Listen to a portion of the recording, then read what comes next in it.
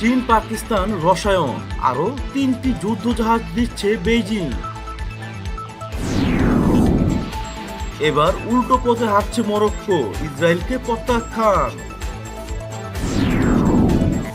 তুরস্কের বিরুদ্ধে কাঁটা দিয়ে কাঁটা তুলতে চায় ইসরায়েল। 3 দেশের সাহায্যে চীনের হাতে ভারত মহাসাগর, জবাব দেবে দিল্লি। এবার ভারতের বিরুদ্ধে গোপন প্রকল্প শুরু করেছে চীন, সেনা অভিযানের হুমকি ভারতীয় সেনাপ্রধানের। শত্রুরা হুঁশিয়ার, বিশ্বের সবচেয়ে বড় বিধ্বংসী রোবট ট্যাঙ্ক আনছে রাশিয়া।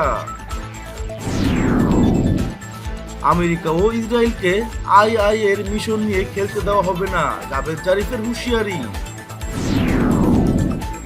বড় ধাক্কা পাকিস্তানের, ইসলামাবাদকে প্রতিরক্ষা সরঞ্জাম দেবে না জার্মানি। ট্রাম্পই থাকছেন রিপাবলিকানদের প্রেসিডেন্ট পদপ্রার্থী। হামাসের সঙ্গে যুদ্ধবিরতির সন্ধানে ইসরায়েল। দুদিনের সফরে তেহরানে পৌঁছেছেন আইআই-এর প্রধান রাফায়েল গ্রেসি। ইরানের বিরুদ্ধে ব্যবস্থা নিতে ব্রিটেনকে যুক্তরাষ্ট্রের অনুনয় বিনয়। হংকং ইস্যুতে চীনকে সমর্থন পাকিস্তানে।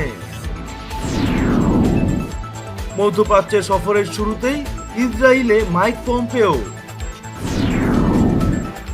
আমিরাতের বিশ্বাসঘাতকতা বিশ্বের মুসলমানরা কখনোই ভুলবে না, বলল ইরান।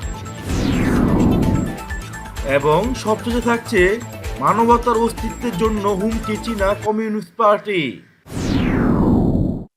পাকিস্তানের সঙ্গে চীনের পররাষ্ট্র সম্পর্ক দীর্ঘদিনের, তবে চীন ভারত সংঘর্ষের পরেই ক্রমশ সম্পর্ক গভীর হচ্ছে দেশ দুটির মধ্যে। ইতিমধ্যে পাকিস্তান নৌবাহিনীকে একটি অত্যাধুনিক যুদ্ধজাহাজ দিয়েছে চীন। এরকম আরও 3টি যুদ্ধজাহাজ পাকিস্তানের নৌসেনার জন্য বানাচ্ছে বেইজিং। প্রসঙ্গত, এত বড় যুদ্ধজাহাজ অন্য কোনো দেশের জন্য আগে বানায়নি চীন। ভারতীয় সংবাদ মাধ্যম বলছে, আগামী বছরই বাকি যুদ্ধজাহাজগুলো পাকিস্তানকে হস্তান্তর করবে বেইজিং। ইহুদি রাষ্ট্র ইসরায়েলের সঙ্গে সম্পর্ক স্বাভাবিক করবে না বলে জানিয়েছে মুসলিম দেশ মরক্কো। রোববার মরক্কোর প্রধানমন্ত্রী সাদ এদ্দিন আল উসমানি, আমরা ইহুদি রাষ্ট্রের সঙ্গে সম্পর্ক স্বাভাবিককরণ প্রত্যাখ্যান করছি, কারণ এটি ফিলিস্তিনি জনগণের অধিকারকে আরও লঙ্ঘনের জন্য উৎসাহিত করবে। মার্কিন প্রেসিডেন্ট ডোনাল্ড ট্রাম্পের জামাতা ও প্রেসিডেন্টের শীর্ষ উপদেষ্টা জ্যারেড কুশনার যখন মরক্কো সফর করতে যাচ্ছেন, তার আগ মুহূর্তেই প্রধানমন্ত্রী এমন ঘোষণা দেন। জ্যারেড কুশনার আগামী কয়েকদিনের মধ্যেই কয়েকটি আরব দেশ সফর করার কথা রয়েছে। আরব বিশ্বের বেশ কয়েকটি দেশকে ইসরায়েলের সঙ্গে সম্পর্ক স্বাভাবিক করার ব্যাপারে আগ্রহী করে তোলার চেষ্টা করবেন। সংযুক্ত আরব আমিরাত, মিশর ও সৌদি আরবকে একত্র করে তুরস্কের বিরুদ্ধে ব্যবহার করতে চাইছে ইসরায়েল। কারণ ইসরায়েলি গোয়েন্দা সংস্থা মোসাদের প্রধান ইউসি কোহেন মনে করেন তুর্কিরা তাদের জন্য বড় একটি হুমকি, এমনটি দাবি করছেন ব্রিটিশ সাংবাদিক রজার বোয়েস।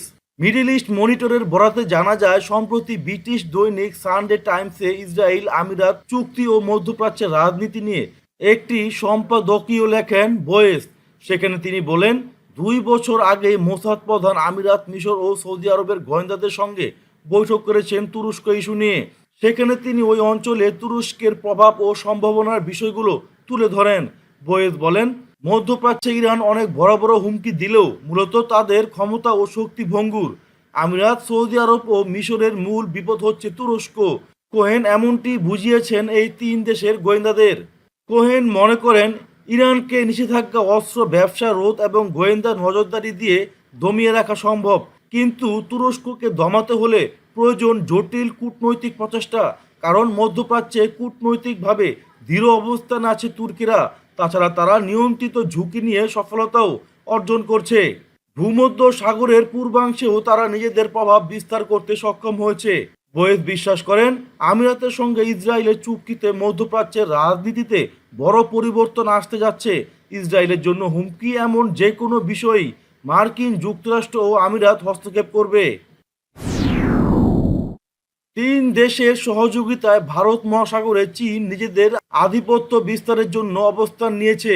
এদিকে ভারতও বসে নেই, উল্টো বেইজিংকে চাপে ফেলতে পাল্টা ব্যবস্থার পরিকল্পনা নিয়েছে দিল্লি। চীনকে এর কড়া জবাব দিতে দক্ষিণ চীন মহাসাগরে দিল্লি নিয়ন্ত্রিত দ্বীপগুলোতে ব্যাপক সেনা মোতায়েন করবে ভারত। বলা হচ্ছে মিয়ানমার, পাকিস্তান ও ইরানের বন্দরগুলোর সাহায্যে চীনা নৌবাহিনী ভারত মহাসাগরে আধিপত্যের জন্য অবস্থান নিয়েছে। এর পাল্টা জবাব দিতে ভারত তার গণ্ডির মধ্যে থাকা দক্ষিণ চীন সাগরে নৌ চলাচলে বাধা দূর করতে আঞ্চলিক ভূখণ্ডের মধ্যে থাকা দ্বীপগুলোতে দ্রুত অবকাঠামো উন্নয়নের পরিকল্পনা করছে। সামরিক সূত্রের বরাত দিয়ে হিন্দুস্তান টাইম জানিয়েছে, ভারত কুয়াশা উত্তর আন্দামানের শিবপুর ও নিকোবরে বিমান বাহিনীর পরিপূর্ণ যুদ্ধঘাঁটি তৈরি করবে। ভারতের সঙ্গে সীমান্ত সংলগ্ন ধর্মীয় স্থাপনাগুলোর আশেপাশে সামরিক ঘাঁটি তৈরি করছে বেইজিং। কৈলাস পর্বতের মন্থর সরোবর হ্রদের তীরে ভূমি থেকে আকাশে হামলা চালাতে সক্ষম এমন ক্ষেপণাস্ত্র বসাচ্ছে শি জিনপিং সরকার।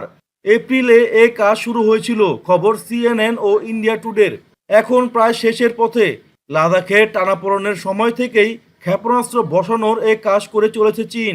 এদিকে দক্ষিণ চীন সাগরের ভূগর্ভে সাবমেরিন ঘাঁটি বানিয়েছে বেইজিং। শনিবার স্যাটেলাইটের ছবি বিশ্লেষণ করে আমেরিকার ইমেজিং কোম্পানি প্ল্যানেট ল্যাব এ তথ্য জানিয়েছে। স্যাটেলাইটের ছবি থেকে বোঝা যাচ্ছে চীন মানস সরোবর লেকের তীরে HQ-9 ক্ষেপণাস্ত্র স্থাপনের প্রস্তুতি নিচ্ছে। এখানে চীন HQ-233 রাডার সিস্টেম ইনস্টল করেছে, যা মিসাইলের ফায়ার সিস্টেমের কাজ করে। এছাড়া একাধিক রাডার সিস্টেম লাগানো হচ্ছে, যা টার্গেটকে ধ্বংস করতে সাহায্য করে।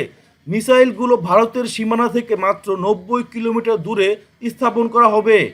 এদিকে লাদাখে চীনা আগ্রাসন ঠেকাতে প্রয়োজনে সেনা অভিযান চালানো হবে বলে হুঁশিয়ারি দিয়েছে ভারতের chief of defence staff Bipin Rawat. এজন্য সেনাবাহিনীকে প্রস্তুত রাখা হবে বলেও জানান তিনি। বার্তা সংস্থা এনআইকে দেওয়া সাক্ষাৎকারে রাওয়াত বলেন, শান্তিপূর্ণভাবে বিষয়টি সমাধানের চেষ্টা করছে ভারত। তবে দুদেশের মধ্যে যদি সেনা এবং কূটনৈতিক পর্যায়ের আলোচনা ব্যর্থ হয়, তাহলে সেনা অভিযানকেই বিকল্প পথ হিসেবে বেছে নেব আমরা। রাশিয়ার বিখ্যাত বন্দুক নির্মাণকারী সংস্থা কালাশনিকভ এবার রুশ সেনাবাহিনীর জন্য 20 টন ওজনের বিশ্বের সবচেয়ে বড় রোবট ট্যাঙ্ক তৈরি করবে।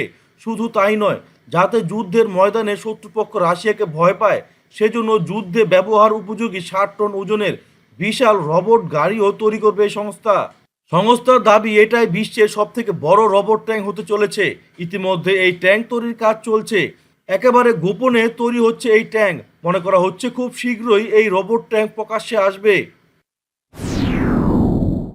ইসলামী প্রজাতন্ত্র ইরানের পররাষ্ট্রমন্ত্রী মোহাম্মদ জাভেদ জারিফ বলেছেন, পরমাণু অস্ত্রধারী শক্তি হিসেবে ইহুদিবাদী ইসরায়েল এবং আমেরিকাকে আন্তর্জাতিক আণবিক শক্তি সংস্থা বা আইএইএ এর কোনো মিশন নিয়ে খেলতে দেওয়া হবে না। সোমবার জারিফ আরও বলেন, আমেরিকা এবং ইহুদিবাদী ইসরায়েল পরমাণু অস্ত্রের অধিকারী হওয়ার কারণে মধ্যপ্রাচ্য ও বিশ্বের শান্তি ও নিরাপত্তা বিঘ্নিত করে। শুধু তাই নয়, তারা আইএইএ এর লক্ষ্য নিয়ে মশকরা করে, কিন্তু এগুলো করতে দেওয়া হবে না। আন্তর্জাতিক ক্ষেত্রে আরও বিপাকে পাকিস্তান। চীনের সঙ্গে ঘনিষ্ঠতার কারণে ইসলামাবাদের সঙ্গ ছেড়েছে সৌদি আরব। এবার ইমরান খানের দেশকে প্রতিরক্ষা সরঞ্জাম দিতে নারাজ জার্মানিও। ইউরোপের এই দেশের কাছ থেকে আসা সাবমেরিনের বিশেষ সরঞ্জাম কিনতে চেয়েছিল পাকিস্তান, কিন্তু সেই প্রস্তাব পত্রপাঠ খারিজ করে দেন চ্যান্সেলর অ্যাঞ্জেলো মার্কেলের নেতৃত্বাধীন কমিটি। জানা গেছে, জার্মানির কাছ থেকে সাবমেরিনের এআইপি কিনতে চেয়েছিল পাকিস্তান। বিশেষজ্ঞরা বলছে, এই যন্ত্রের মাধ্যমে সাবমেরিন জলের তলায় থাকাকালীন ব্যাটারি চার্জ করতে পারে, ফলে বেশি দিন জলের তলায় থাকতে সক্ষম হয় সাবমেরিনগুলো। যুক্তরাষ্ট্রে প্রেসিডেন্ট নির্বাচনে রিপাবলিকান দলে দ্বিতীয়বারের মতো আনুষ্ঠানিক মনোনয়ন পেলেন প্রেসিডেন্ট ডোনাল্ড ট্রাম্প। আগামী নভেম্বরে দেশটিতে প্রেসিডেন্ট নির্বাচন অনুষ্ঠিত হওয়ার কথা। গত সোমবার থেকে নর্থ ক্যারোলিনার শার্লটে দলীয় সম্মেলন শুরু হয়। সেখানে 336 জন প্রতিনিধি জড়ো হন। প্রেসিডেন্ট ট্রাম্প সোমবার ভাষণও দেন। তিনি বলেন, ডেমোক্র্যাটরা নির্বাচনী ফল চুরি করতে কোভিড-19কে ব্যবহার করছেন। তারা এর মাধ্যমে মানুষকে প্রতারিত করছেন, যা তারা করতে পারে না। তারা সুষ্ঠু নিরপেক্ষ ভোটকে প্রতারিত করার চেষ্টা করছেন। আগামী বৃহস্পতিবার মনোনয়নপত্র গ্রহণ করে হোয়াইট হাউসের লন থেকে ভাষণ দেবেন প্রেসিডেন্ট ট্রাম্প। এর আগে ডেমোক্র্যাটরা জো বাইডেনকে দলের প্রেসিডেন্ট পদপ্রার্থী হিসেবে ঘোষণা করেছেন। ইহুদিবাদী জেনারেল সাউদার্ন কমান্ডারের commander major general Herzi Halevi Qatar সফর করেছেন। ফিলিস্তিনের অবরুদ্ধ গাজা উপত্যকা ভিত্তিক ইসলামী প্রতিরোধ আন্দোলন হামাসের সঙ্গে যখন ইসরায়েলের প্রচণ্ড সামরিক উত্তেজনা চলছে, তখন এই সফর অনুষ্ঠিত হলো। লন্ডন ভিত্তিক আশ শারকুল আসাদ পত্রিকা জানিয়েছে, যুদ্ধবিরতি অথবা চুক্তির ব্যাপারে আলোচনার জন্য জেনারেল হালেভি সোমবার কাতারে উড়ে যান। ইসলামী প্রজাতন্ত্র ইরানের কর্মকর্তাদের সঙ্গে সাক্ষাৎ ও আলোচনার উদ্দেশ্যে আন্তর্জাতিক আণবিক শক্তি সংস্থা বা আইএই এর মহাপরিচালক রাফায়েল গ্রোসি তার সংস্থার একটি শক্তিশালী প্রতিনিধি দল নিয়ে তেহরানে পৌঁছেছেন। সোমবার স্থানীয় সময় রাত 10টায় একটি বিশেষ ফ্লাইটে তিনি তেহরানে পৌঁছান। জাতিসংঘ নিরাপত্তা পরিষদের মাধ্যমে ইরানের বিরুদ্ধে অস্ত্র নিষেধাজ্ঞা নবায়ন করতে ব্যর্থ হওয়ার পর এবার ব্রিটেনের শরণাপন্ন হয়েছে যুক্তরাষ্ট্র। মার্কিন কংগ্রেসের প্রতিনিধি মাইক টার্নার ইরানের বিরুদ্ধে অস্ত্র নিষেধাজ্ঞা নবায়নের জন্য ব্রিটেনের সহযোগিতা চেয়ে ব্রিটিশ প্রতিরক্ষা মন্ত্রী বেন ওয়ালেসকে চিঠি দিয়েছেন। চিঠিতে তিনি জাতিসংঘ নিরাপত্তা পরিষদে এ সংক্রান্ত প্রস্তাব পাশ করতে ব্যর্থ হওয়ার তথ্য তুলে ধরে বলেছেন, এখন ইরান যাতে আন্তর্জাতিক বাজার থেকে অস্ত্র কিনতে না পারে সে লক্ষ্যে ব্রিটেন যেন মার্কিন সরকারকে সহযোগিতা করে। হংকং ও তাইওয়ানের শাসন ব্যবস্থা থেকে শুরু করে জাতিগত সংখ্যালঘুদের বিরুদ্ধে দমন পীড়নের অভিযোগ সহ বিভিন্ন বিতর্কিত বিষয় নিয়ে চীনের অবস্থানের পক্ষে সমর্থন প্রকাশ করেছে পাকিস্তান। শুক্রবার চীনের হ্যানান দ্বীপের রিসোর্টে দুই দেশের মধ্যে দ্বিতীয় বার্ষিক কৌশলগত আলোচনায় এই সমর্থন ব্যক্ত করে পাকিস্তান। পাকিস্তানের পররাষ্ট্রমন্ত্রী শাহ মেহমুদ কুরেশি এবং চীনা পররাষ্ট্রমন্ত্রী ওয়াং ইর মধ্যে এক বৈঠকের আলোচনা সূচিতে দ্বিপাক্ষিক সহযোগিতার পাশাপাশি রয়েছে কাশ্মীর সহ নানা আঞ্চলিক ও আন্তর্জাতিক প্রসঙ্গ। মধ্যপ্রাচ্যে সফরের শুরুতেই ইসরায়েলে পৌঁছেছেন মার্কিন পররাষ্ট্রমন্ত্রী মাইক পম্পেও। আল জাজিরা জানিয়েছে, সোমবার তিনি সংযুক্ত আরব আমিরাতের সঙ্গে ইসরায়েলের সম্পর্ক স্বাভাবিক করার বিষয়টি নিয়ে আলোচনা ও আরব বিশ্বের অন্য দেশগুলোকে দলে ভেড়াতে 5 দিনের সফরে সোমবার তেল আবিব পৌঁছেছেন। এক ভিডিও ফুটেজে যুক্তরাষ্ট্রের প্রধান ও কূটনৈতিক মার্কিন পতাকা রঙের মাস্ক পরে তেল আবিব বিমানবন্দরে একটি বিমান থেকে নেমে আসতে দেখা যায়। ইসরায়েলি প্রধানমন্ত্রী বেনিয়ামিন নেতানিয়াহুর সঙ্গে সাক্ষাতের পরেই আমিরাত, বাহরাইন ও সুদান সফর করবেন পম্পেও।